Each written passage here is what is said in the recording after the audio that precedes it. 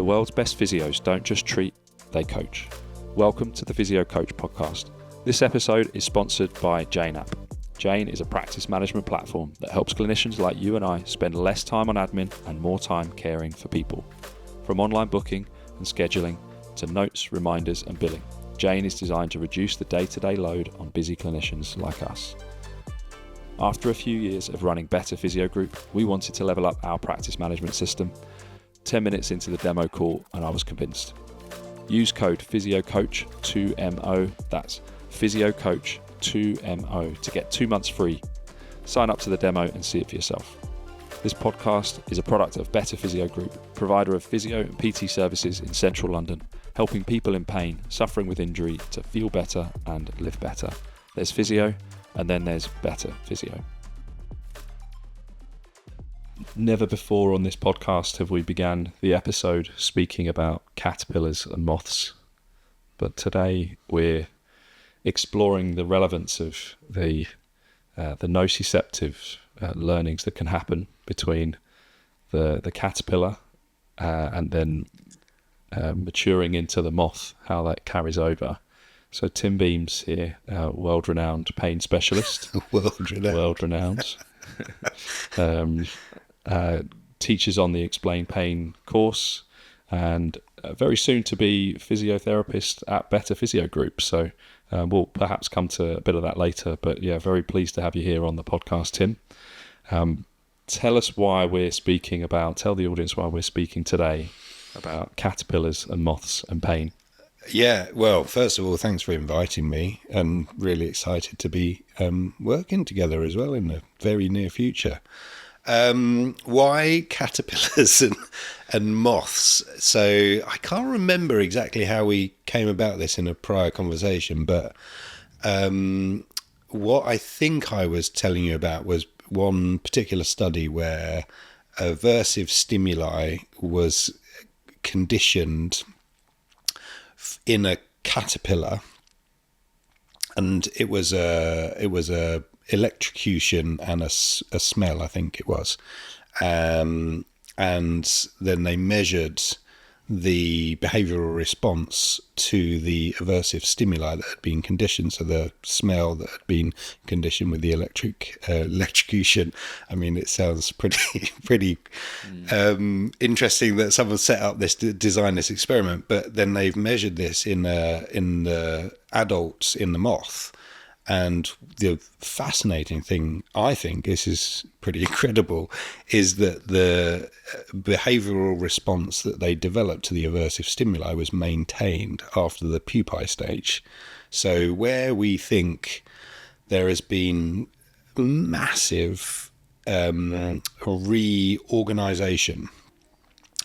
Now, I'm no expert here, so I don't know 100%, but in the chrysalis stage, very little of the sort of connections and the known networks that were part of that caterpillar are present in the adult, in the moth, yet they still maintain the behavioural response. So there's something really quite cool here, and I suppose that's what we were thinking. How might that apply to some of the people that we're working with? And we have to be a little bit cautious about the translation between the animals and the humans that we're working with.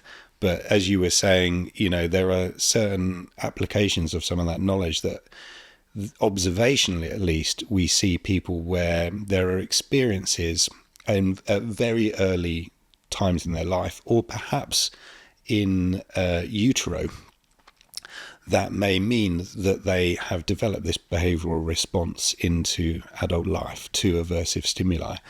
That's pretty incredible, isn't it?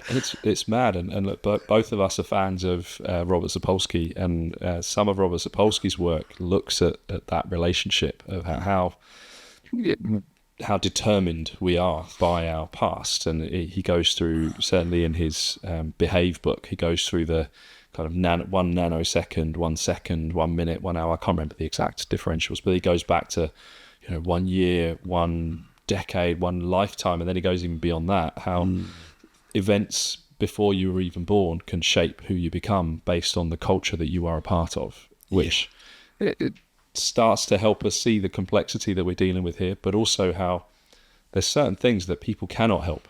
And there's certain things that are just you cannot get past. You can't change what's happened in your past. You can't change what happened in your culture, but you can change your now. And I think it's what we'll get to through this conversation is, what are the things that we need to understand about someone in order to help them? What does that person need to understand to help themselves?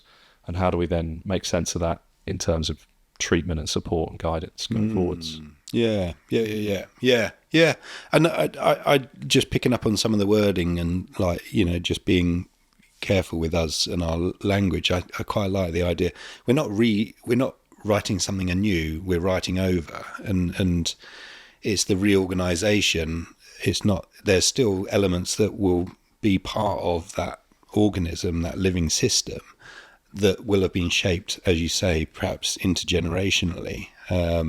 How much direct control do we have over that is an interesting thought for us, isn't it, going forward, and how we work with someone. But shaping might be a nice way of us thinking about it. And then like, it comes up a lot in pain experiments and animal experiments, is the sort of aversive nature of what they've done to the animal. And, bad things happen to people, don't they? Aversive things happen to people. I would say aversive things happen to every one of us. And isn't it interesting that certain aversive things may shape someone more strongly than other aversive things? It sounds so random, doesn't it? And perhaps this is a part of what our conversation might go is, what was special about that means that has had a stronger part in shaping this behaviour, this response. So the notion, and I'm trying to remember back our conversation, but I think maybe it was about the relevance in terms of saliency and valency and things like that, and how that would shape the human living system in their life, and how I hope maybe this conversation will come at how we can use that in order for us to help shape recovery as well. So yeah, there are principles within that it's complex. There's complexity there, isn't there, of how we might need to come away from a purely neurocentric perspective and start understanding the whole, which is biopsychosocial, but really psychosocially, and really grasping that we're not just biological here and really doing it, big psycho, big social.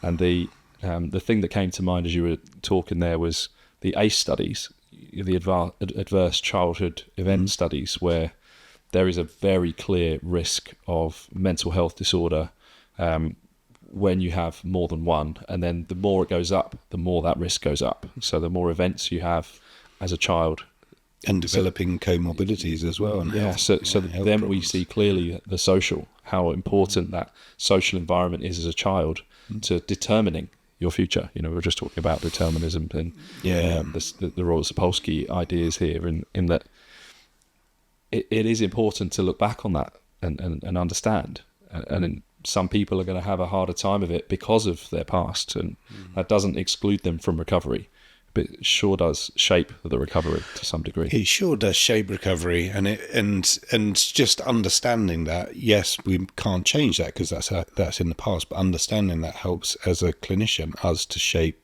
change into the future as well, and that might be how we work, our expectations of time for change and things like that. So yeah, I would say that there are, psychology, they've thought about this for a long time, and psychoanalysis, but from our perspective, from our profession, I think it's important that we appreciate that is a strong part of the development of this person as well. When did you start to appreciate this side of things as a physiotherapist? Tell us a bit more about your backstory and how you became a physio and how that merged into you specialising within the pain world. Cool. How long have we got? The long version. The long version. If we go back, I was always interested in So I remember as a child, like, I don't know, bandaging my leg up and stuff like that, having come home from playing rugby and, hurt myself aged 7 or 8 or 9 or whatever. So I suspect there's been an interest in health for a very long time.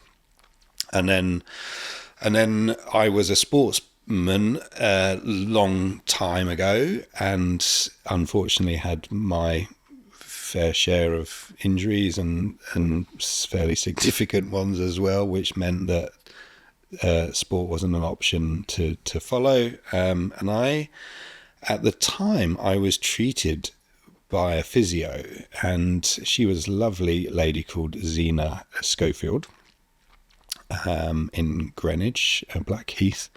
And Zena said, "You do ask a lot of questions. Have you thought about what you're going to do when you leave school? Have you thought about physiotherapy?" And she sort of planted a seed, really, for me. And the reason I bring that up is she was doing some weird stuff where she was getting me to do what I now know is a slump test and a straight leg raise, and things where she was obviously understanding some sort of neural involvement in whatever I was experiencing. And I, in my first, my undergrad thesis actually was on a slump test and back pain. And so I obviously sort of maintained some of the interest going through. But I was always interested in pain and a bit geeky and read a lot. I had a big commute, so I always used to read. I went in the opposite direction to people in London, so I went out of London, living in London, went out and read a lot, and was always interested in manual therapy and pain and what have you. And David Butler's work in particular, I read a lot around that. And I got an opportunity to teach for Noi Group when I was an undergrad lecturer at Sheffield Hallam, and got invited one day. A person I was working with, Kevin Banks, who was the editor of the Maitland book series, who passed away a while ago now. But Kevin came to me one day and he said, "Tim, have you heard of David? You know David Butler. I've told David and Robbie Blake. Have you heard of Robbie Blake? Robbie's going to start teaching the noise stuff in the UK, and he needs someone to help, and I can't do it. I told him you would." And he's going to ring in an hour. I was like, yeah, right. I mean, that's like my dream. And an hour later, Robbie rang me, and I got to speak to him. And he said, "Tim, Robbie Blake here.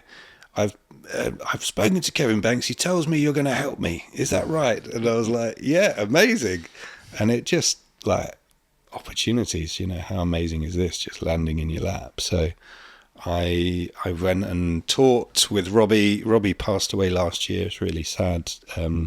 But he was such a massive influence in my teaching career, really helped me develop my own approach and style. And we had many journeys in the car Robbie going, "What is a receptor? What does this CGRP mean? And what's nociception?" And like asking lots of questions. And we were trying to get our head around neurodynamics and the nervous system and receptor sites and transmission and modulation and, concepts like that. Anyway, it's a long story I told you. Part of my induction as a instructor was to teach a course with David when David was in the UK. And this is about 2007. And it was at St Thomas's. And I rock up, obviously, I'm shitting myself a little bit, thinking I've got to teach not only in front of, I can't remember how many people, let's say it was 60 or 70 people, but I'm teaching in front of at the time, God of pain, David Butler. And I'm walking in, and this woman gives him a big hug. "David, I haven't seen you for so long. Oh, it's so good to see you." And then she turns around to me. She said, "Are you that boy I told to become a physio?" And it was Zena Schofield. Wow. At this course. that I was about to teach. Full circle moment. Full circle. So that was a big part of my journey. And then I've had other interesting links where my undergrad tutor was Mick Thacker. And working with Dave was like, you need to do your masters with Mick because you love this. So go and, like, I've talked to Mick. It was the same sort of thing. He said, I've talked to Mick. I've told him that you're going to start your masters with him. He's all ready for you. And then I got back in touch with Mick and he was like, oh yeah, I've spoken to Dave. Yeah. Are you going to start this year? Yeah. All you need to do is, fill in this paperwork. I mean, it just wouldn't happen now, would it? There were so many more levels of bureaucracy. But basically, I was just so fortunate. And then I basically stopped work for 2 years to just study pain. So I just went, studied my masters, did a bit of teaching to just pay some bills and live. But I moved back with my parents, and just every day I just immersed myself. I spent 12, 14 hours a day reading, thinking, working, talking to people about pain at that point. So that's the short answer. And then it's developed since then. So that was, I finished my master's 16 years ago. And I think one of your questions was, how did you get to where you are now? Well, it's a process, isn't it? And you're sort of, you evolve and there's, and not everybody fully allows themselves to evolve, but there are periods in your growth and journey. And I was particularly interested in Louis Gifford's work, in particular the mature organism model, when it was first published. And I remember reading it as a student. In fact, I was in my third year at uni and picked up this paper and was like, because it was like your free physiotherapy journal used to be dumped on the side, and you used to go and pick it up and flip through it and go, and didn't know, no. And then there was this one, like, wow, who is this person, Louis Gifford? And he'd written this paper that sounded so intuitive on many levels. And then there were things that just jumped out at me. You talked about Sapolsky. Yeah. There was a reference in the back about zebras, and I was like, he's even got a reference about zebras in the back. And so I've got these sort of little links where, there's certain things come up at different times. And Louis particularly, he was interested and drew upon embodied cognition, and Francisco Varela was one of the references. The Embodied Mind was a book that shaped how I started to think 20 years ago. So, I got hold of, I looked through, again, I've unashamedly very geeky. I'd look through the references and I'm going, what did he need to read in order for him to come up with this model? Because this is amazing. Like, I can't believe that someone's come up with this rounded model of thinking about the person. And the vulnerable organism was like, this concept of vulnerability was just like, whoa, this is amazing. Yeah, so why is it that someone develops pain that persists over a period of time? So it was a really quite intricate model to understand that. So I went off and started reading about embodied cognition and then enactivism, and then Mick introduced me to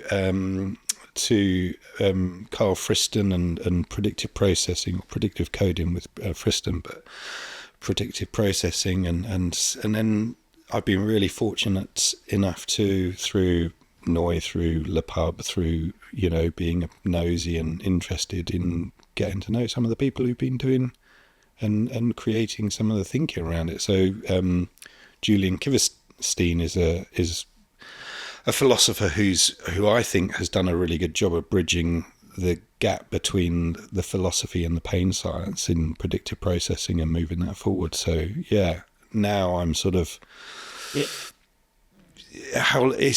when did I get there? I don't know, but there's been a journey that, having answered your question, I can sort of see little strands here and there of stuff that sort of shape where you go.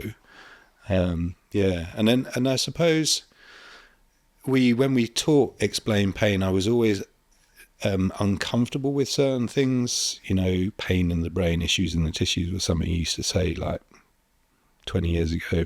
15 years ago, maybe. It makes me feel a bit sick here, like, oh, that separation out. And even when we were starting to be more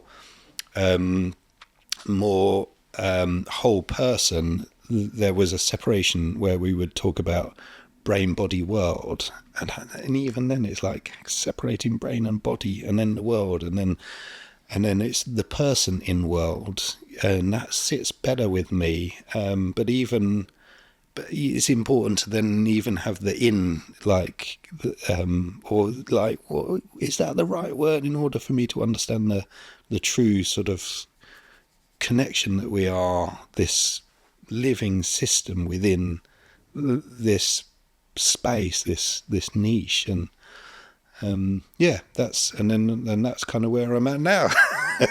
I am terrified of losing my 10 follow-up questions to that explanation there now, because I've got so many little things that I want to go back to, but we're gonna work on it. How about we start with the Louis Gifford mature organism model there, because it sounds like that was the trigger for you. So if we work our way through some of those kind of leaps that you made and how they could changed and shaped your practice, let's go through them. Let's go through them as you learned them, I guess. So what was it about that particular model of thinking that grabbed your attention? Because I know of Louis Gifford, and I know one of his kind of famous quotes around reassurance is a bloody good painkiller. I know some of those kind of famous quotes that I think came from him, but I don't know that much about his more detailed models. So share that as a starting point, and then we can build from there. Yeah. Well, Louis, he was just a great thinker. I'm sure he was an amazing clinician. I never got to see him work clinically, although I did apply to work with him. But that's another story for the pub at some point. So what was the question? The mature organism. The mature organism model. Yeah. So the way that I understood it was a maturation process of an organism. So if we come back to the beginning of our discussion, we talked about early life experiences and adverse childhood experiences within that.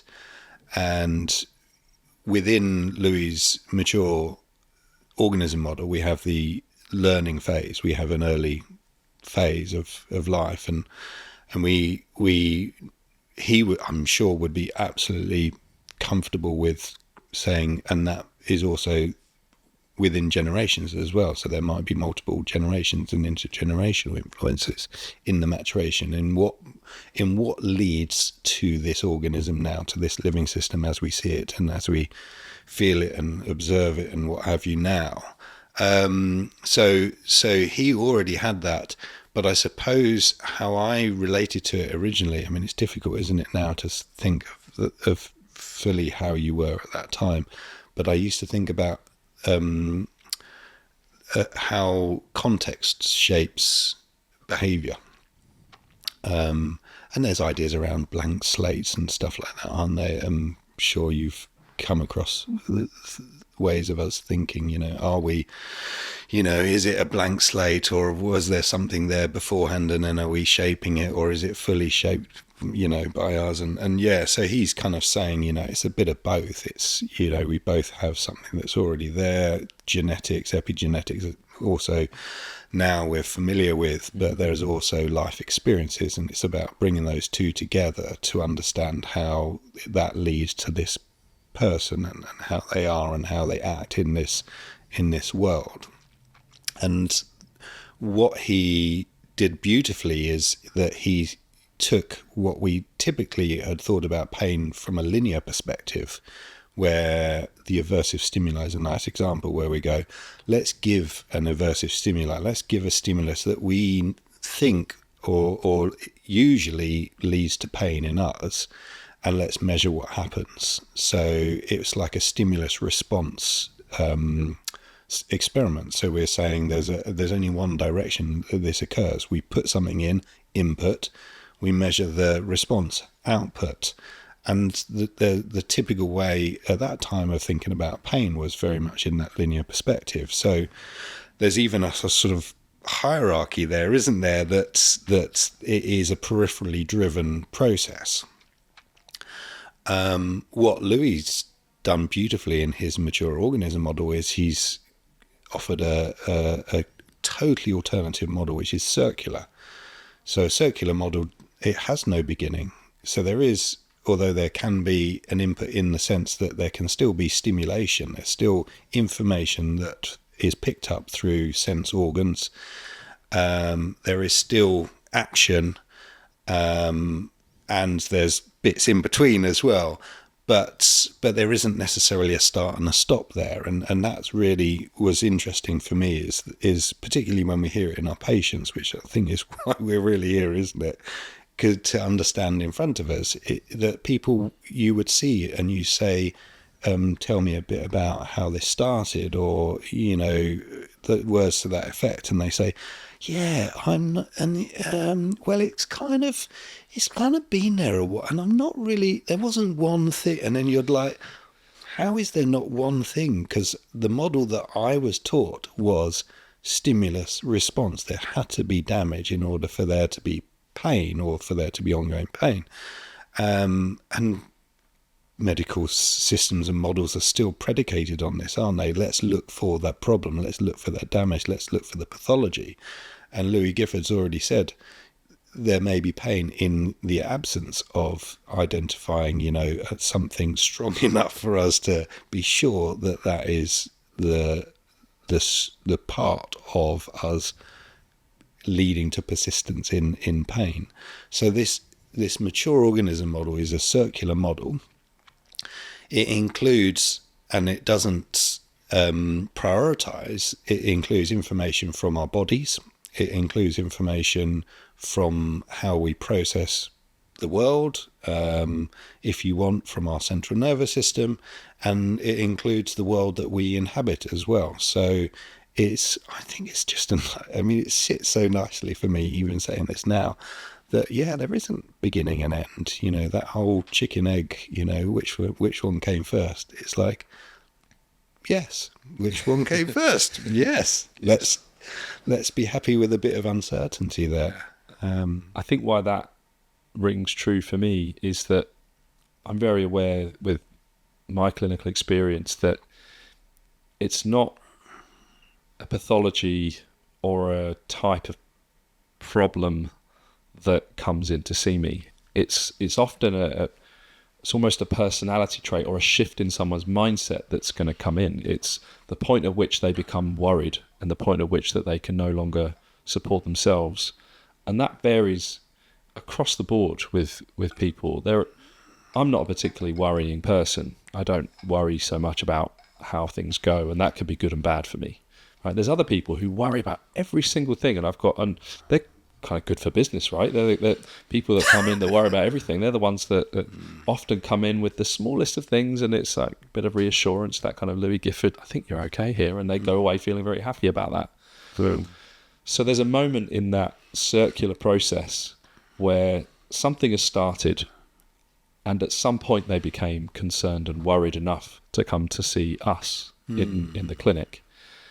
And something I read the other day, which was partially related to fibromyalgia, but it was a bit of a tangential chapter within this pain book, Painful Truth by Monty Lyman. I said I just finished it today, didn't I? But one of the chapters I read a few days back mentioned that there is a genetic component of about 10% of people where something to do with serotonin, I can't remember the exact details here, but something to do with they produce a bit less serotonin, and as a result they have a lot more body awareness than the average person. So they tend to be on the kind of highly sensitive end of people, so they can they introspect very well, they feel things very deeply, which can be both great for enjoying the world around them, but it can be really challenging for pain and anxiety. They feel that more intensely. And they found that this genetic predisposition was more common in people with fibromyalgia. So there seems to be some level of link between their ability to introspect and feel their body more than the average person, that then comes with a worry about that sensation that then links to our job as physios to be able to understand some of what that situation might be for that person. And I could just think in my caseload over the last few years that there's a handful of people that just seem to be really good at feeling what's going on inside their body or reporting on those feelings in quite high levels of detail. And they just require a different style of treatment in the end. And I'm not sure there's a question there. It's a reflection. It's a reflection. No, it's a reflection there. Yeah. It just made me really consider that there's a subtype, there's a subset of people that's the trigger for that. And it almost supports that circular nature. There's often not a moment. There's a process of this worry developing.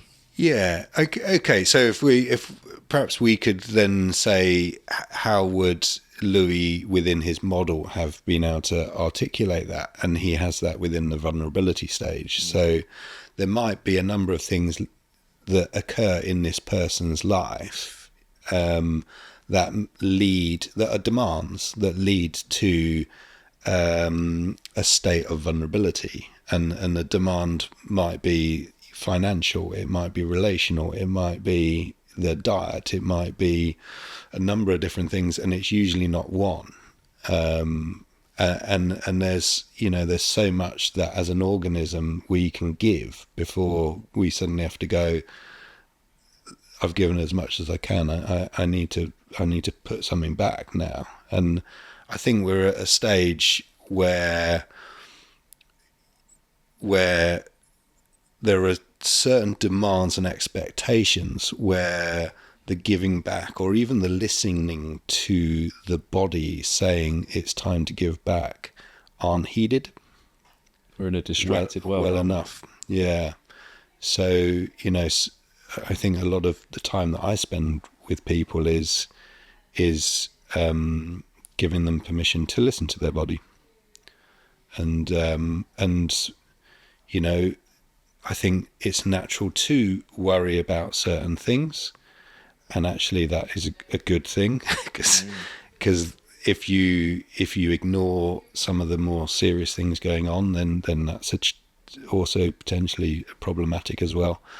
But be okay and sit with some of those worries and work through them as well. So yeah, I think coming back to like your observation of there, then I mean, it makes sense from a research point of view that you create these sort of subsets of people, but I liken it more to like a flavor. And we all have our own flavors, and what makes that flavor up is it might include some of the same things, and I might be a bit of a worrier, or I might be introspective, or I might be have a heightened awareness to interoceptive processes, like I hear my heart or my tummy rumbling or whatever. But I will always have my different parts of my flavor profile as well that will be distinct and different to those same people who have, say, introspective awareness. And that is the fun and the beauty of working with a human being. Fully agree. Yeah, that's the clinical versus the research, isn't it? And that's why when I'm thinking back over my caseload, I've got these sort of subtypes in groups, but also I can really see the individual, and I can really see how that was spun slightly differently for that person and that person and that person, even though research would group them into one. Yeah. And we're trying to do that at the moment. We're doing some research on male pelvic pain. Yeah.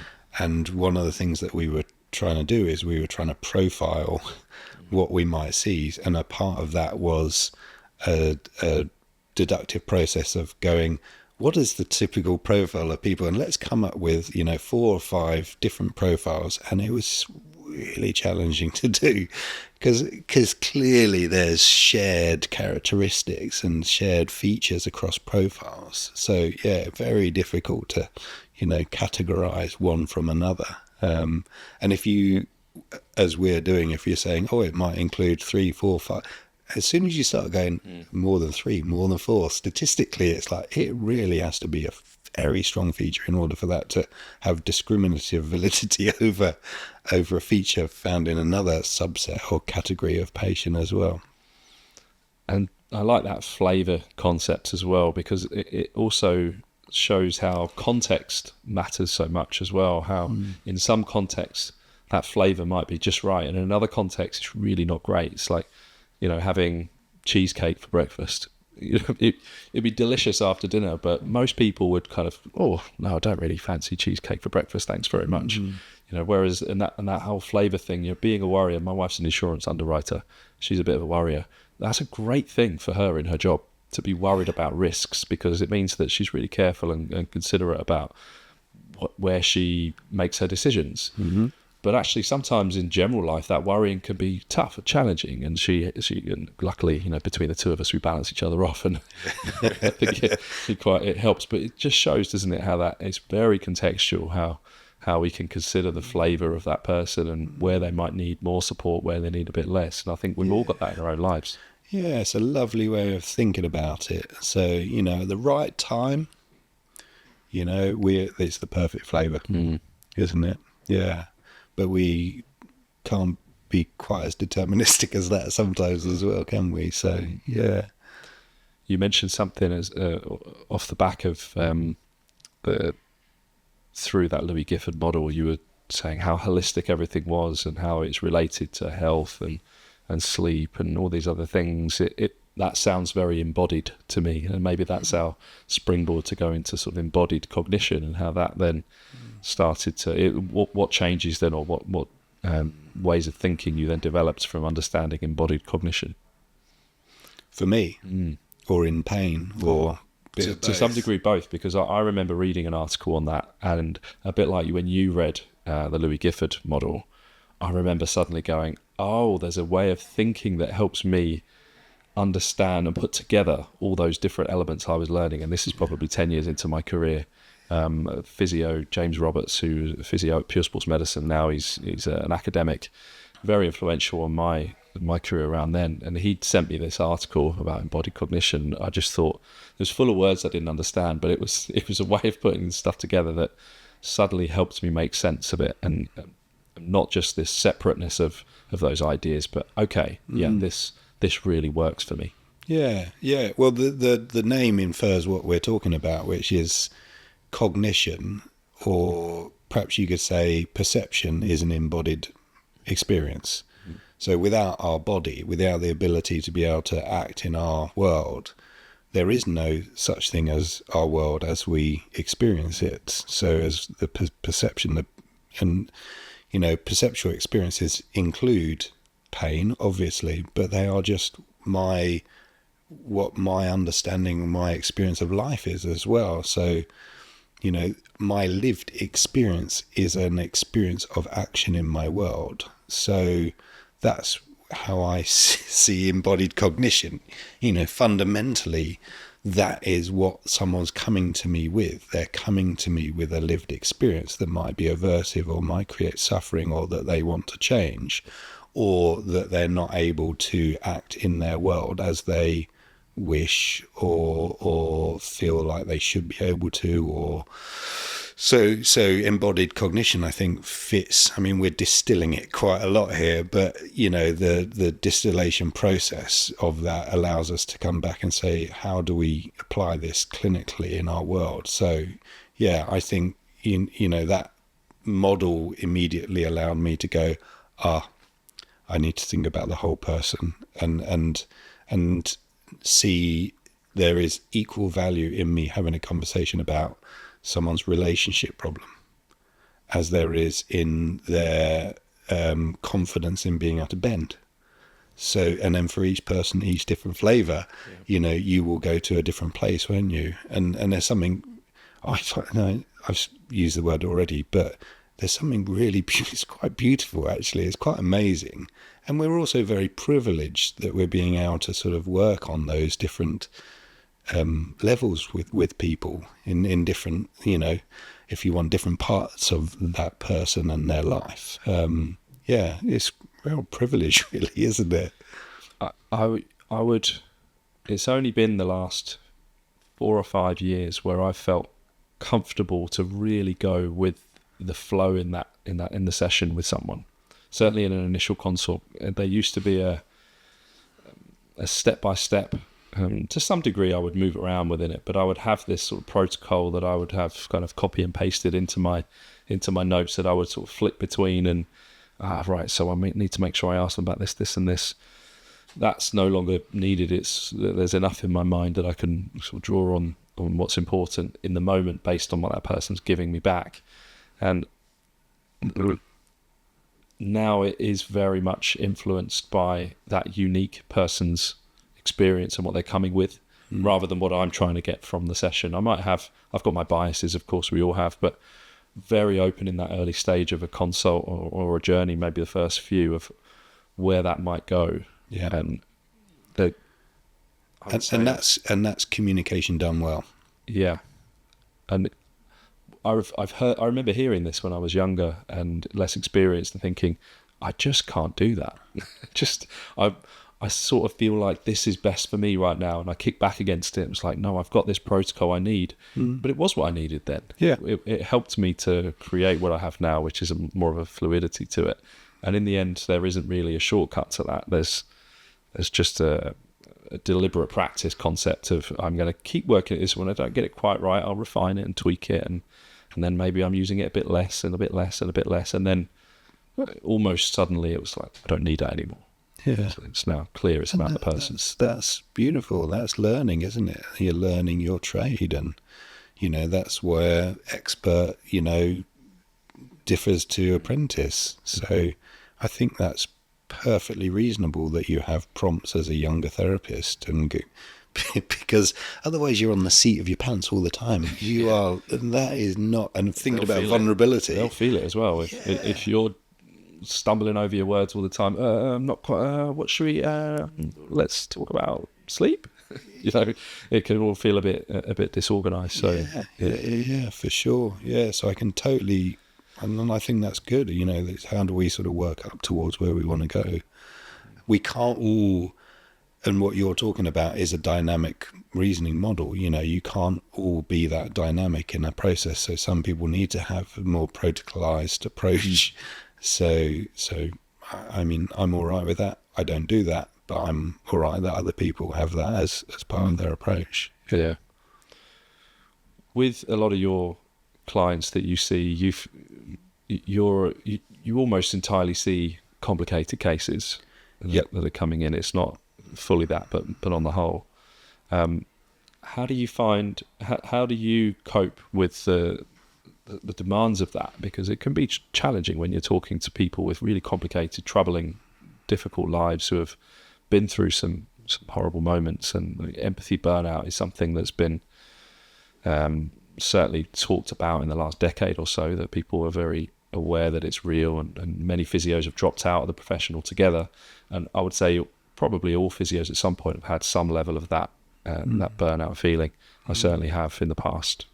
How have you managed to cope with that personally, dealing with the complicated cases that you do? That's such a massive question.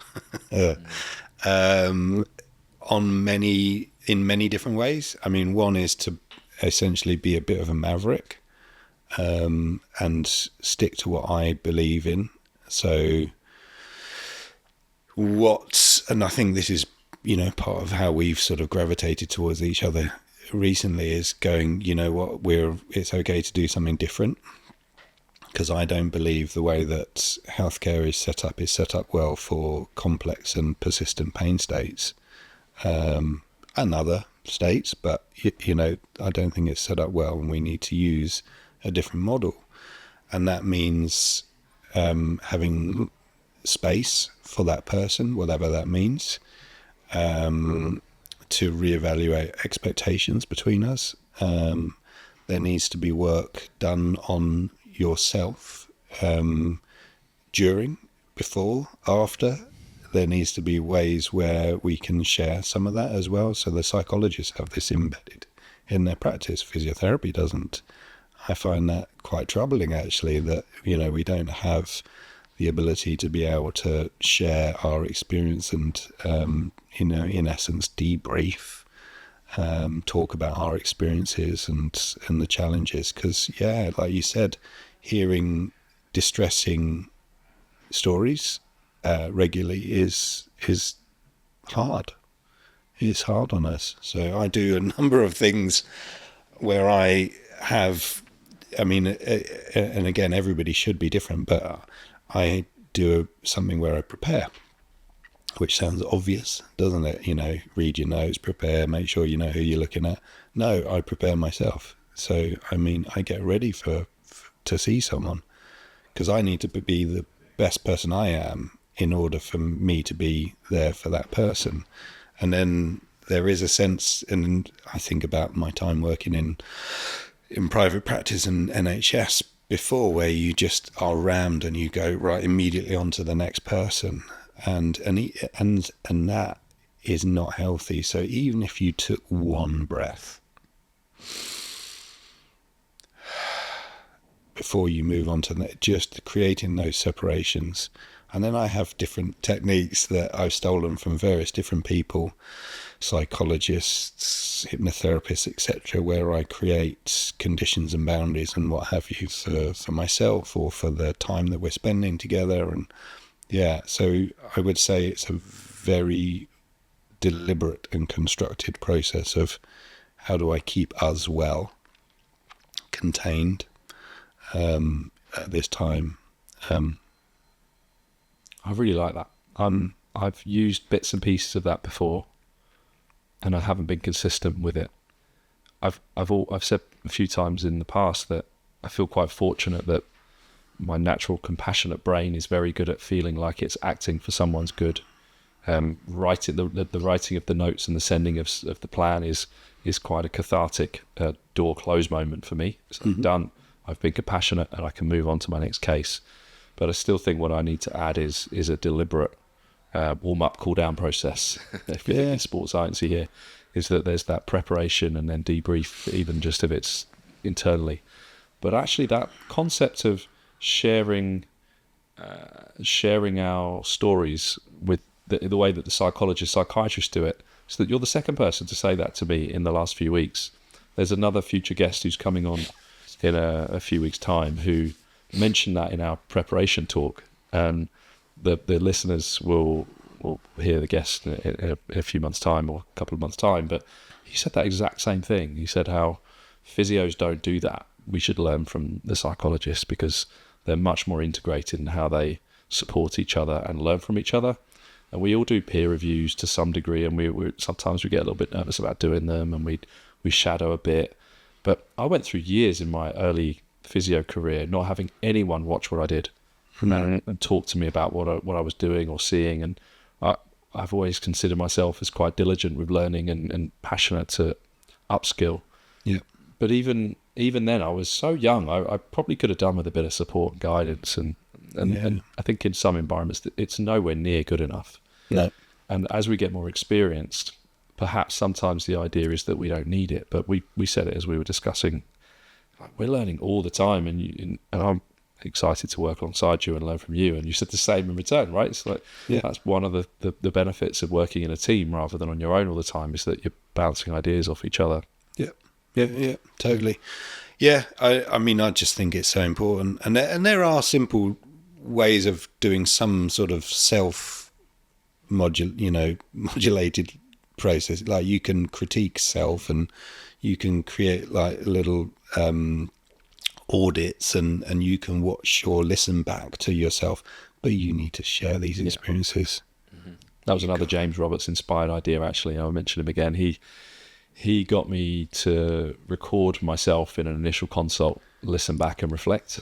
That's one of the best things to do, isn't it? It was so interesting. It was quite liberating, actually, to do it and listen. I wasn't so used to hearing my voice. These days I do listen back to these episodes as my own podcast host reflections. I listen back and think and critique. So I'm quite used to hearing my own voice these days. But back then it was so interesting hearing the style, the inflections, the little vocal tics, the things I repeated that I didn't realise I'd repeated, the things that I didn't say that I thought, why didn't I say that? And it's such a powerful way of doing it, actually. Yeah.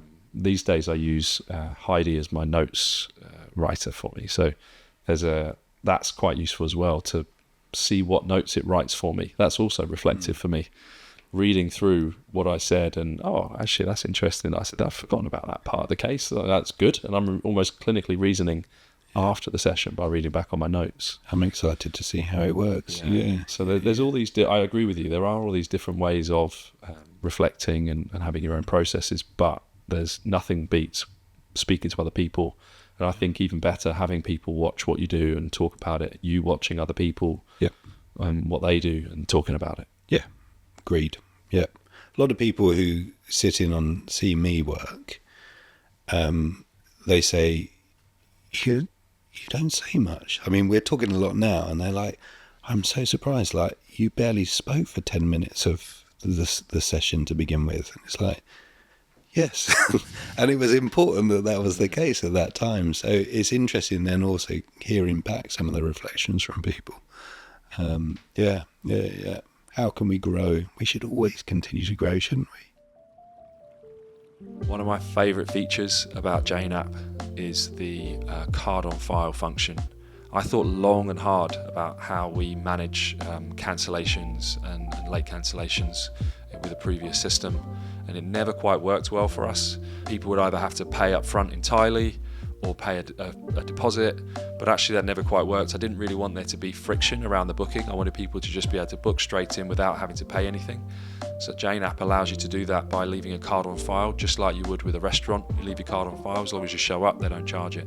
So we've got that really working well with us, and it's reduced cancellations, it's reduced significantly non-arrivals, and people just seem comfortable with that. They're not spending it straight away, they're going to come in, and then if they're happy, we just take payment on the card that's on file. So super simple, people do it really quickly, and it seems to work really well for our customers. And back to the episode. When I was a younger physio at Dagenham Engine Plant, it was a physio role as part of the occupational health offering for the factory workers and the staff there. I'd often have people come in with long-term problems that essentially they would complain of pain that they could roughly point to in their body somewhere, and they would say, I've got an injury here. And my early physio knowledge that was sort of university guided was find the bit, mobilize it, poke it, give them some stretches, and then they should be fine. That's a clinical reasoning model that musculoskeletal physio requires. So I did a bit of that, and usually they'd feel a bit better and like, thanks for that. Yeah, we'll book a session next week, great. And they'd come back next week with the same problem, and we'd do the same treatment. And then some of them would probably get a bit bored with the lack of progress, so stop coming, but others would be really consistently coming in for the same type of treatment week on week on week on week on week. So I just carry on doing it. But my problem-solving mind would start to think, why are these people not getting better the way I thought they would? And some of them would and some of them wouldn't. I thought, I need to understand this a bit more. There's got to be something else going on. And that type of environment's a bit of a melting pot of all sorts of other psychosocial contributors for life experience. They're shift workers. A lot of them are shift workers. They were paid okay, but they were living in Dagenham, which is, it's a low socioeconomic area of East London. They often had very poor diet. They were often overweight. They often had work frustrations. These people would mostly work because that's what they did rather than because that's what they loved. So there was this melting pot of psychosocial factors that I hadn't realised at the time, but as I started to look into this stuff, I started to learn a bit more about different things that were relevant for pain and didn't understand it well, but was curious and started to think differently and ask questions differently. There was also stuff I was coming across about malingering and yellow flags and orange flags and red flags that, not so much red flags, sorry, but yeah, orange flags and yellow flags and blue flags, I think it was even as well, how they might influence someone's likelihood of having pain. I can't remember the order in which this happened, but it was certainly around that time that chronic pain became a thing that I was interested in, and thought, well, there's these people that clearly have chronic pain, and I would make a bit of a hash of explaining it, but I was giving it a go at that point. So I started to read more books and engage myself in articles that were related to chronic pain as it was described then. And I would have gone on a course, Mike Stewart's course, No Pain, which hugely influential for me. I think that was maybe 2012 perhaps, and gave me some structure about what I was doing, about how to understand things and therefore how to explain things to people. So that was sort of my journey, I guess, of getting interested in this world. But it was an incomplete journey for sure. And by the time I was working more in private practice in London, I started to get asked about, what's your specialism? What do you specialize in? Because practice I was at, that was the way that you would do it. You would decide to specialize in an area and meet the consultants of that particular specialism, and then they would send patients to you, you'd send some back. But it never really made sense for my brain. I liked the generalism of physio, solving complicated cases in general, not specifically related to a knee, a back, or I thought that's what you're going to say, an elbow. So that's what I decided to say in the end. I just said, I'm a specialist in complex cases, because I didn't really know how else to pigeonhole myself without feeling pigeonholed. I didn't want to feel pigeonholed. So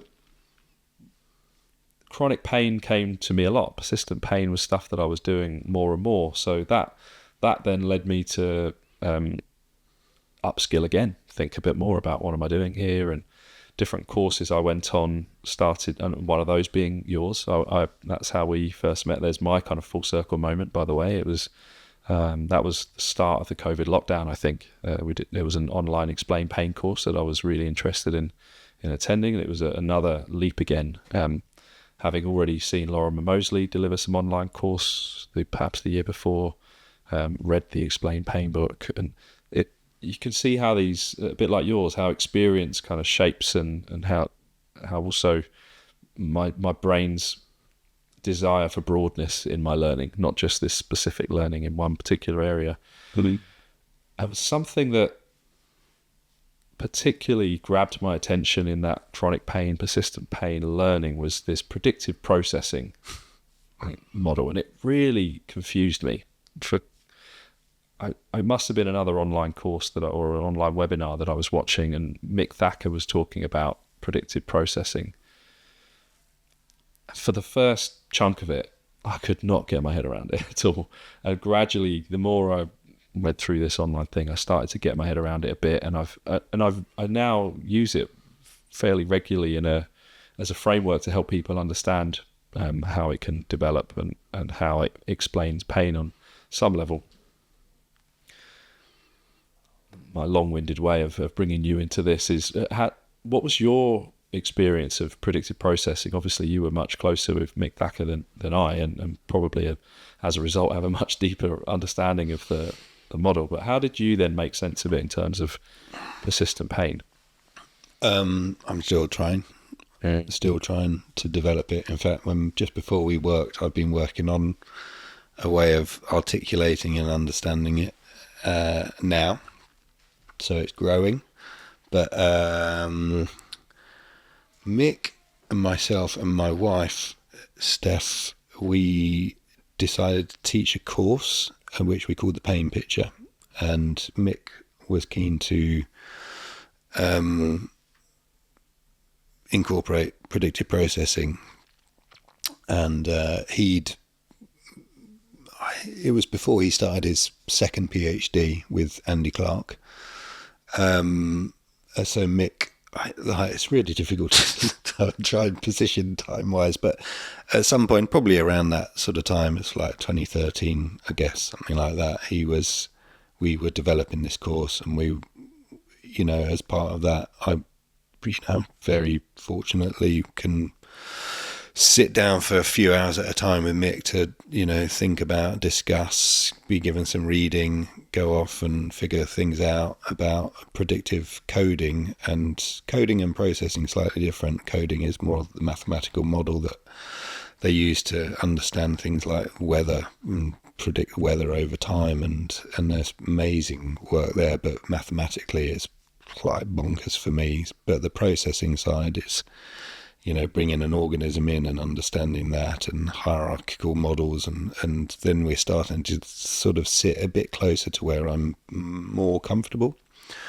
Although I'm not saying I'm comfortable, because there's some, mega challenges. But that was kind of where I started to be interested. And then I mentioned about Julian, and Julian, I spoke at a talk in Amsterdam a while back, and Julian was there watching, like unbeknownst to me. And afterwards he said, I think you did a really good job of articulating that. I was like, oh, wow, thanks very much. And you are, Julia Kivesty. Oh, wow. I've read a few papers of yours, and actually, so did you notice that it was an opportunity to sort of have a little fiddle around and understand. And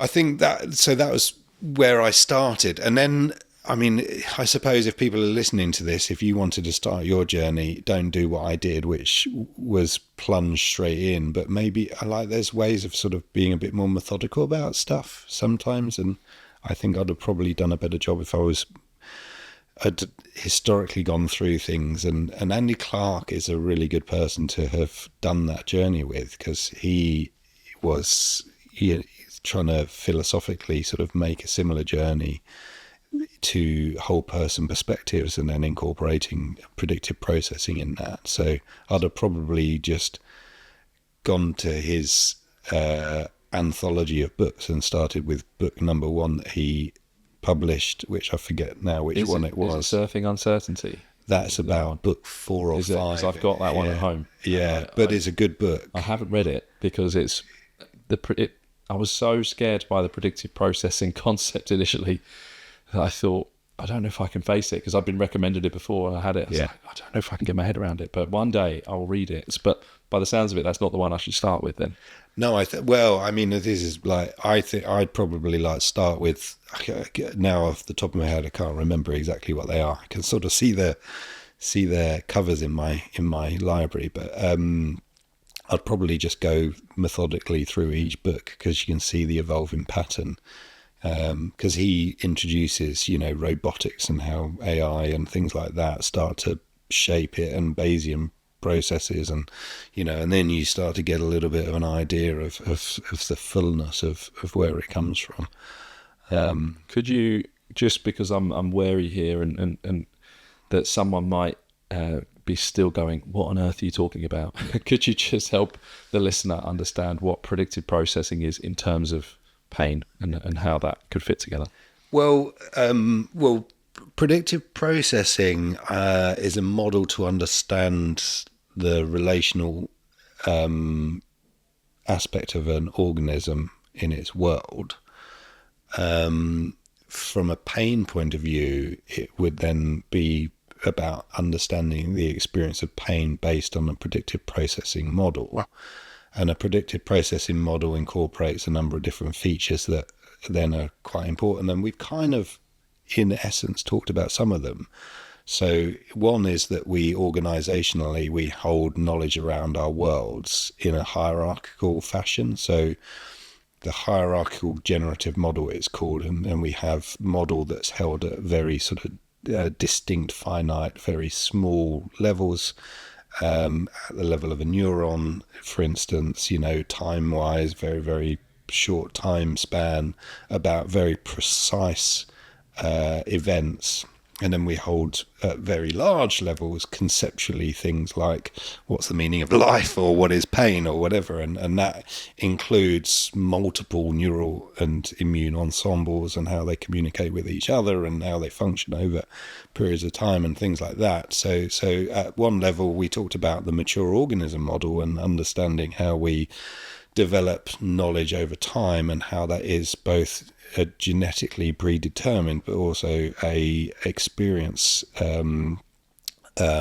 determined process. So the two coming together, and that, essentially, this is what predictive processes is saying in from a hierarchical generative model is that we hold knowledge of our worlds, and that is shaped through our experience. And then we have, now I think about this with respect to children, for instance. So they start learning about their world through their actions in their world. So you've got kids, you know that like a baby starts to explore with its mouth.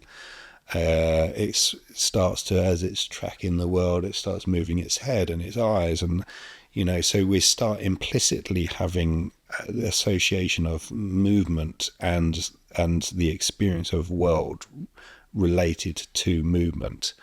So we build up that model, and we build up our expectations of what happens when we start to dip into that model. What's our understanding of mummy and food? What do I need to do in order for me to get food and move in a particular way? So we have these expectations, which are called our priors. So our priors determine those, a part of our how we act in our world, and we compare our priors to essentially the outcome of our actions in our world. And did I get food when I did this movement, this action that normally led to my getting food? Yes, I did. Great. Then I can be more confident that this prior served the purpose of me meeting my needs of getting food because I'm hungry and blah blah blah. So this is the sort of marrying up of that, the toing and froing of action in world. How does that relate to pain is significantly more nuanced a problem, if you want. And there's lots of other layers from predictive processing that we haven't talked about. But from a pain point of view, there probably is a difference between an acute pain that we might feel based on like the obvious examples of someone, bashing their thumb with a hammer or sticking their hand on a hot thing, versus someone who has persistent pain. And this is where it starts to get challenging to articulate and to understand. So in essence, we go about our life in comfort, don't we? In comfort that we know that if I feel hungry, I can act and I will meet my needs of feeling hungry. If I'm thirsty, I can act and I can meet my needs of getting a drink and quenching that thirst. Needs being met. Needs being met. You mentioned it in the child form, but it's the same in an adult. It's just a bit more complicated and a bit more broad in what that need might be. It's not quite as simple as air, food, water, touch.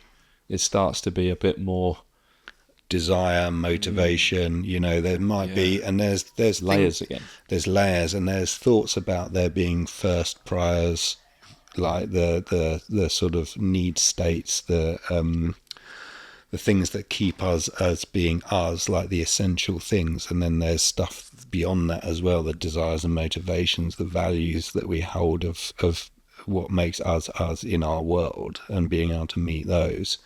And that's where the cool stuff starts to come in, doesn't it? Where you're going, in order for me to go through my life in the way that I feel I need to feel like I'm me, is no longer achievable based on how I feel. And those constraints are, I think, some of the cool stuff that we're working on. So, I'm not doing a great job in my mind of articulating this, but I think a concept that probably helps here is around, if we're talking about action, is movement possibilities, and understanding that in a healthy organism we have an almost infinite ability to move, like in ways that we want to achieve the needs that we desire, and that is often constrained in pain. And it's almost like pain takes over that ability. It dictates what is possible. And the phrases here are your affordances. So your affordances when you're fit and well and healthy are enormous, and then they start shrinking down. In fact, there are different types of affordances, but yeah, those affordances, and it's almost like pain affords action. It almost dictates, like allows an amount of action, but that action might not be the action that is required in order for you to meet your needs and desires and values, and therein lies a essential problem. And ultimately we're making an assumption here that pain is ultimately a protector for us, right? We're agreeing upon this kind of, that's what it's trying to do in some way or another, protecting us, and whether we know that or not, it's there as an experience directly towards protection. Maybe like keep us in the life that we feel that we should be. Maybe. So I wonder, protection's an interesting thing, isn't it? Because it sort of brings baggage with it already, doesn't it? But comfort, but pain, and then pain is pain felt the same in everybody. Is your pain the same that I feel in my pain? It's almost certainly not. Then I suppose then we need to come down into, but what is pain? And pain is something that is, and we talked about this right at the beginning, aversive. So one of my memories of the online course with you was you being quite deliberately difficult around the definition of pain, right? And there being this pain is an unpleasant, and then you said, is it always unpleasant? Yeah. And that was a real memory of mine. It's like, no, of course not. We understand that in some contexts, pain is pleasurable, yeah, and desirable, and sometimes people pay. In a sexual context, people pay money for painful, or that's what they desire sexually, right? So it's this really interesting concept of pain not necessarily being unpleasant in some parts of our life experience. Yeah. And we've been there in physio treatments. You're pushing on something and you say, is that your pain? They say, oh yes, it feels fantastic, thank you, keep going there. Yeah. That's a pleasurable pain that someone is feeling right there and then, because it's potentially it's leading them, because they know, or they have a sense that that's leading them towards comfort, less discomfort, should I say, on the other end of it. Yeah, totally. Yeah. To me, it's, and it coming back, you mentioned this before, is, what is it that means that they've sought help? And there's a big difference between someone who experiences pain and just goes about their life as they would normally do, and perhaps when they no longer see the need to come and see a professional, is also that point where pain isn't necessarily in absence in that person. It's that they have their life and they lead their life and they act in their world as they wish that, as they need to make them. But yeah, there might be distinct type of experience that someone articulates as pain that means that they don't do that, or that it is part of that expected experience that has a very, very strong effect on their action in their world. And I guess the reason I brought protection in here is partly linked to that explain pain concept of safety and danger. Is this a safety promoting idea or concept or behaviour or movement, or is this a threatening one that's dangerous to you? And what are your beliefs attached to that? And is your pain therefore trying to do its best to keep you safe and protect you and guide you towards what's right? And then it brings us back to what you were saying earlier about introspection. What do you feel here? What are you considering here? Have you taken the time to really understand what it's trying to teach you, or what it's guiding you towards? And that's it's quite a leap of faith for some people, isn't it, to see that their pain as the guide itself. That could be tough. It's a really nice point. Because I think sometimes we need to honour the experience, not feel like we need to push it away, honour it and sit with it and be okay with it and maybe congratulate it in a way. I mean, that's sort of a bit of a, separation there that makes me feel a bit uneasy, but yeah, absolutely.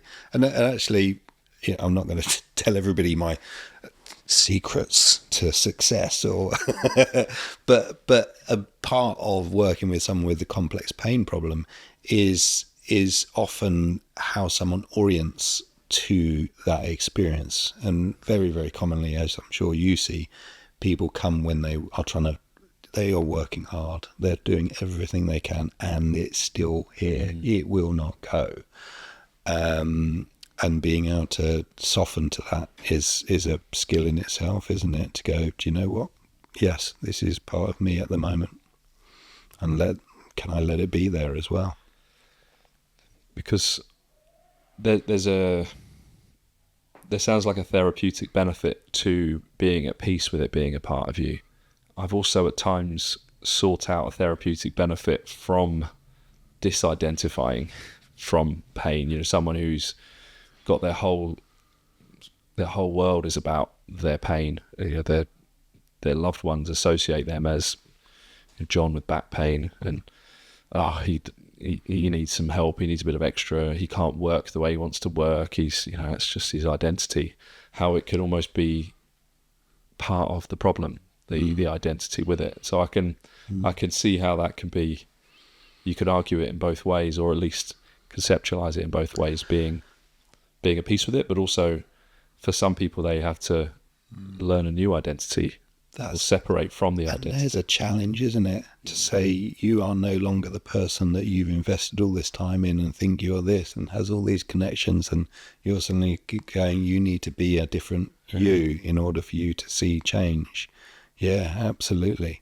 And actually, from a predictive processing world, when we have persistent pain, there's a high precision of pain being the experience.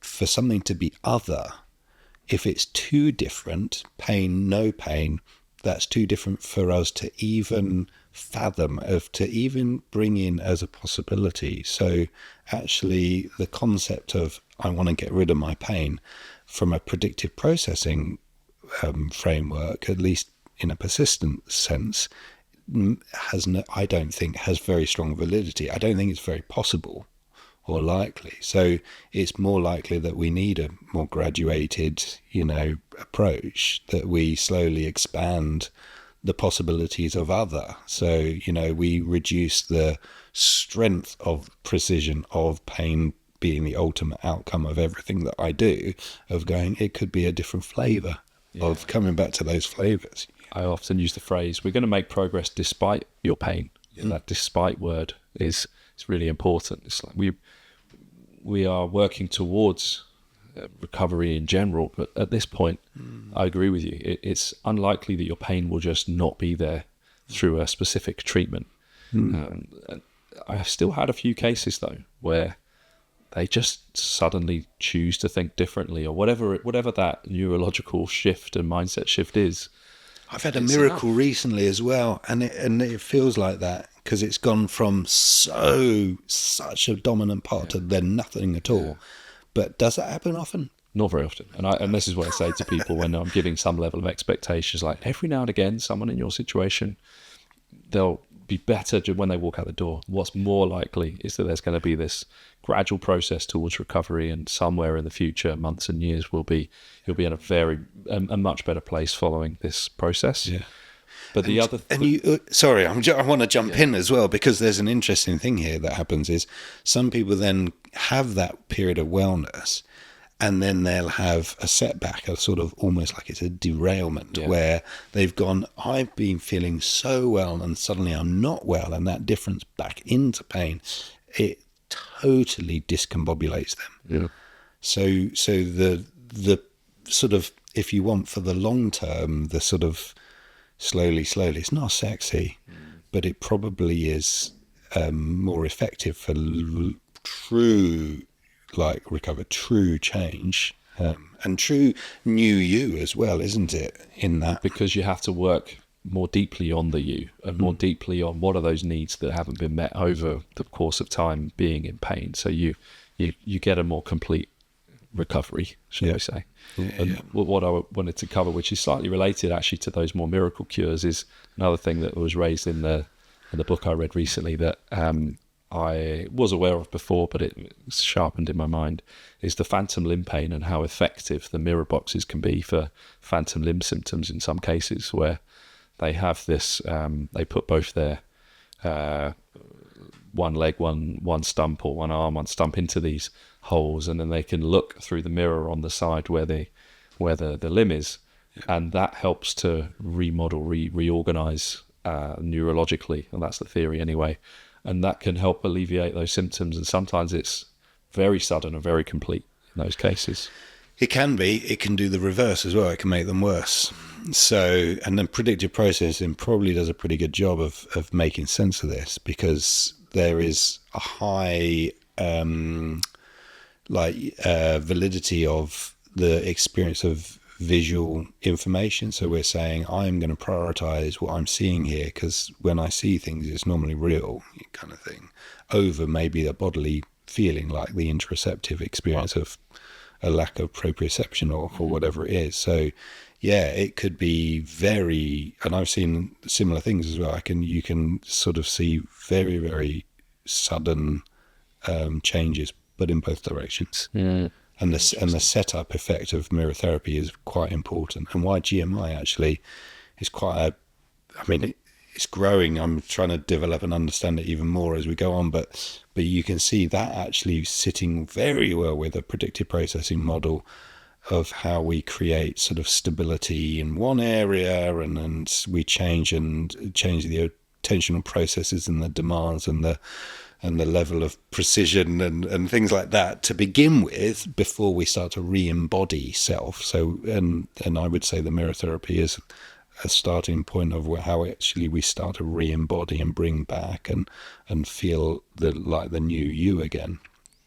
And the other part on vision there is the internal imagery concept as well. How do you internally imagine what's happening here? And there was this other idea that was partly influenced, I believe, by the phantom limb studies, is that by using visual imagery, like some level of mindfulness, meditation type work with combination of visual imagery, how do you internally visualize what's happening with your back when it's in pain versus what it might look like when you're not? That could also be seen as effective with some people as well. I think what all this shows is just how complicated it can be, and how broad you have to consider the case in front of you. How outside of the box it might seem for the average clinician to have to think sometimes about how they might help that person in front of them. There's just so many different tools out there. But an openness to consider all options, I think, is very important. Yeah, I mean, imagery is interesting because we can use imagery to evoke effective responses. So if I was to say to you, bring to mind a moment recently where you've been giggling with your children or something like that, and if anybody's listening to this, perhaps you can just sort of let yourself bring to mind a moment, and then notice in your body what you feel, and notice where you feel that. I'm feeling a little bit sort of here and here, and it's still there. I'm still feeling it, and I'm sort of feeling a little something like buzziness. And isn't it interesting that I have felt experiences in bodies when, and that might be a positive experience. Perhaps we could go the opposite as well, and we can just say, how much control, how much am I, able to control and change and flux some of these things as well? Do I have a bit of grip on that situation and that experience? So yeah, imagery, I think, can be wonderfully powerful, done well. Yeah. There seems a real skill in order to refine that, certainly for the person, because some people just wouldn't have that ability as well. You have to almost match it to the person in front of you too. Yeah, I mean, there's the odd person that literally can't bring to mind, a visual image, for instance. So yeah, there are the odd times, and we can facilitate that as well, and we can help with that process. I'd like to finish on a model that... We've not got another 4 hours. We could easily, couldn't we? I'd like to finish the main part of the talk on ecological inactivism. And the reason I'm bringing this up is because I know you love speaking about this. It's something you've been looking into in more recent years. But when you said it to me on our preparation talk, I didn't know, I'd never heard of it. So I'm sure most of the listeners will be the same. So what is it, and how is that shaping your practice at the moment? Cool. So I suppose it's like a continuation of where we've gone with things. So to me, it's about person in world, and it's really understanding world as well. And I suppose you could say we have an internal and an external environment, the niche essentially that we inhabit. So the situatedness of a human being is that we come from the world and we go back to the world. I mean, it's quite philosophical in that respect. And more and more, that is what I'm bringing into my practice. So I'm more and more, not just my practice, it's how I live. So ecological and active model is essentially a sort of extension of embodied cognition through inactivism towards an ecological and active model. And you could, and people are trying, and Julian, we've mentioned already, is doing a good job, I think, and Mark Miller, of seeing how we marry together predictive processing with EE. EE typically would split up into the 5 E's. Did you get to this point of reading it? So embodied is one thing. We have a body. We are a body, and I find that absolutely amazing. Like, you can see me, I can see you, but you can't see what it's like to be me, and I can't see what it's like to be you. So the ability to be able to understand and create space for the lived experience of to know who this person is as they're coming into our world and how we shape that is important. And then there are other elements of the inactivism is the ability to make sense of our world through our actions in our world, which we've been talking about, haven't we, basically? So I think that's an important thing. So if you think about how pain shapes our actions, is that we are the repertoire, the variability, the freedom is lost.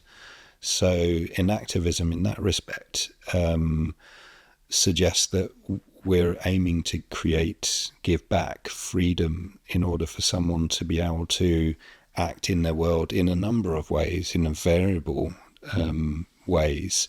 And through that variable action, they will be able to make sense in different ways as well. And then we have some cool, funky other things that we are extended. And I love this in pain, because so many pain experiments are done to the skin, aren't they? But you'll know this. We embody the world that we inhabit as well. So in fact, what we understand is that we have these personal spaces that we inhabit, peripersonal, extrapersonal spaces, that can change as well. They change situationally. If you get on the tube and there's 1,000 other people in the same carriage as you suck your peripersonal space right in, don't you? And if you're out in your nature and you're in the forest or whatever, it goes back and it's big again. If you have injured your body, your peripersonal space gets heightened to the affected part of your body, or you're in pain. So many of your patients will come to you and say, I just wish someone could see my pain, or they might have a crutch. Do you need a crutch? No, but it allows people to know that this, they shouldn't come near me in this area. So they're using that sense of extension out there. We are emotive. We are emotional. We experience the world in emotional terms. And the interesting thing for some people in pain is again, a bit like movement, is the loss of the ability to experience the world in flexible emotional terms. So you have some people who become quite unable to experience joy in their world, and hedonia, so the inability to experience joy, take joy from the world, or express joy or express emotion as well. So sometimes you see kind of something like deadpanned expressions, don't you, which is alexithymia. So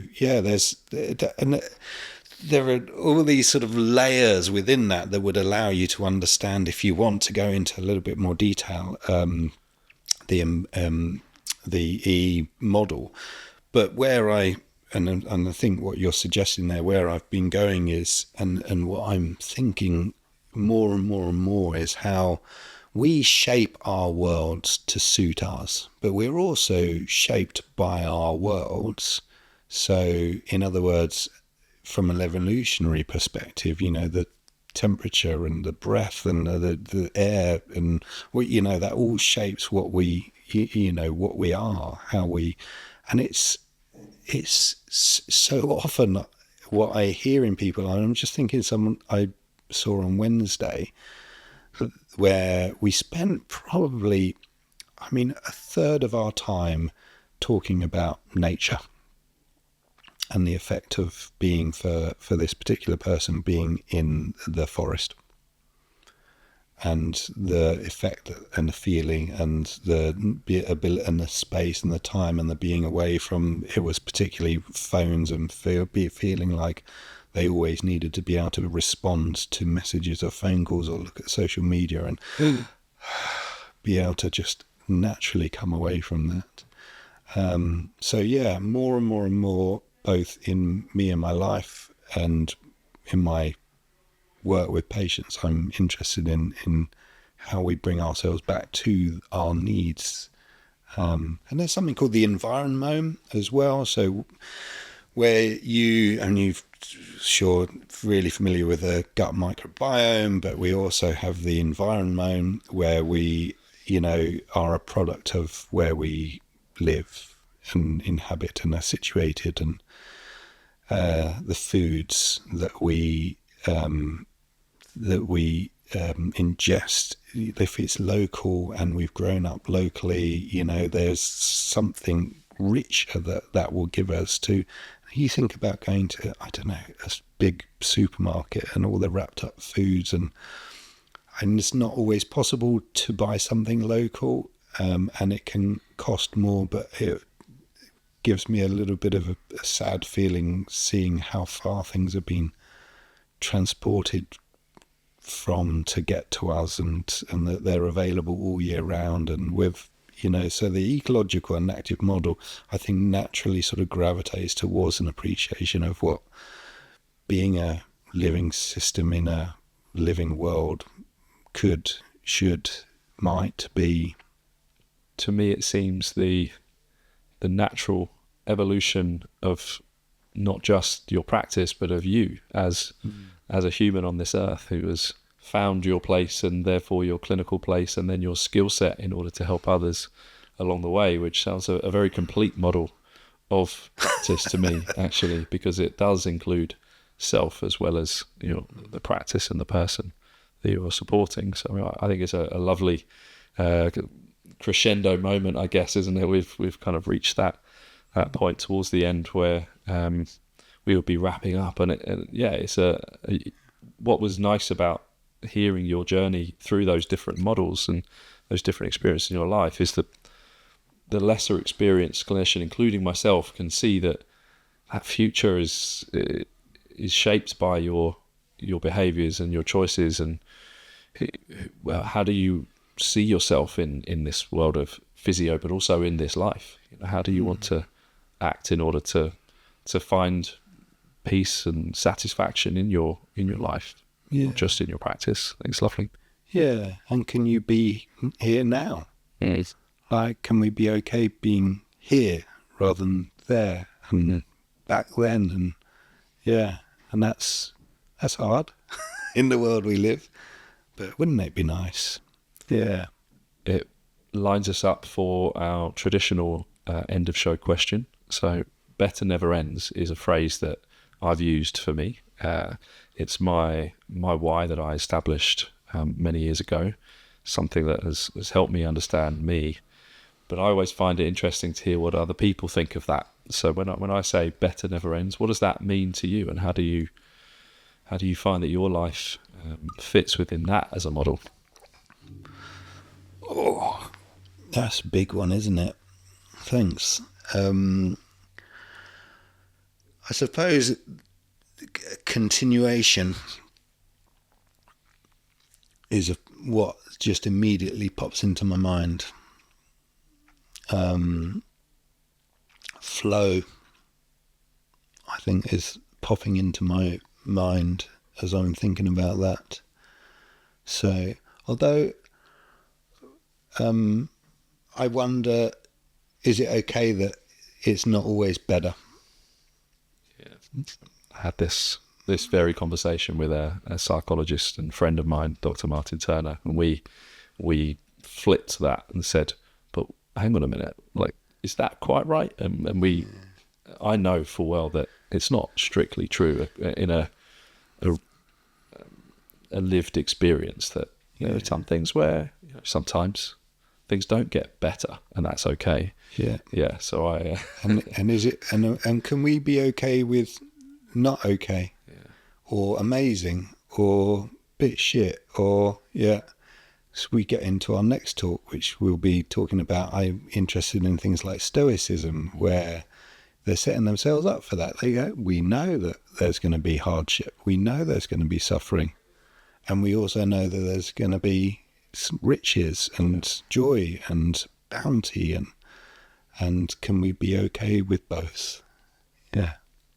it's lovely. Good, bad, who knows? Who knows? If someone wants to find out a bit more about you, Tim, where's the best place for them to... They can come on your website now, can't they? They can find me at Better, or you can just search for my name, Tim Beams, and pop up with my... You've got a website, haven't you? I've got my website. Your own Yeah. You'll be able to find me. Yeah. Just come and say hi. I think I'm approachable, aren't I? You have been so far. It's been an enjoyable couple of months getting to know you so far. Yeah. Thanks very much for coming on the show today, Tim. Thank you. I'm sure there'll be another. Thanks for listening to today's episode. If you've made it this far, that probably means you've enjoyed the show. Please leave us a review and subscribe to the show on whichever platform you use. I've been told that this stuff really does help us to reach more people like you. And if you are someone in charge of things at work, book a demo call with Jane App to see it for yourself. Use code Physio Coach 2MO to get 2 months free. To stay up to date, follow us on Instagram at Better Never Ends, or on YouTube, the Physio Coach Podcast. This podcast is a product of Better Physio Group, provider of physio and PT services in central London, helping people in pain, suffering with injury to feel better and live better. There's physio, and then there's better physio.